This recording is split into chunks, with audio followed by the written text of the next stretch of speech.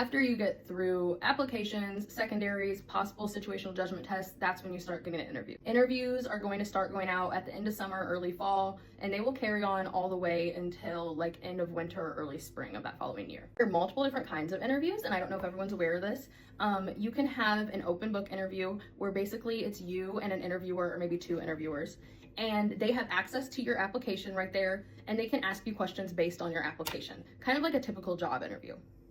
There's also like closed book interviews, and for those, all they have about you, I believe, is your name, maybe the school you went to and your major, just very minimal criteria, and then they ask you questions. So in those interviews, it's nice because they aren't going to come in with any bias because they don't have your application in front of them. But if there's anything on your application you really want to highlight, you kind of have to try to work that in your answers. So you can try to guide their focus into what you think is most impressive about your application and maybe stray away from the things you don't want to talk about as much. There's also, I believe it's called MMM, multiple mini interviews. I did have one school that did this, and since it was on Zoom, you basically went into 9 different breakout rooms. You were in each breakout room for like 2 minutes.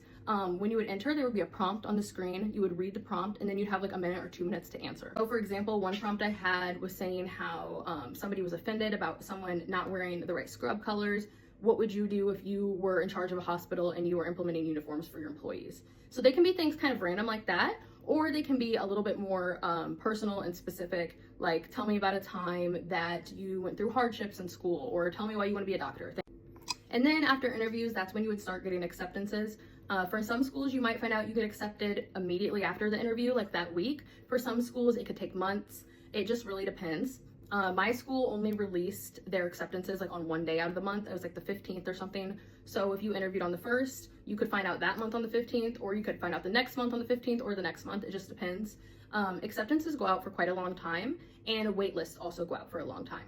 So if you get put on the wait list, that basically just means that their class is currently full, but if enough people elect to not go to that school, you'll move up the wait list and then you can get accepted. And the kind of stressful thing about the wait list is that acceptances literally happen up until school starts. So oftentimes people will get off a wait list like the weekend before orientation for that school starts. And if it's not in your state, it can be kind of stressful to move across the country for that. That's a very rough synopsis of the application process. Basically, you have to be really comfortable talking about yourself because you're gonna have to talk and write about yourself in your application, your secondaries, and your interviews. So that's why having good experiences, having good records of things you've done is really important because it's gonna help you out later.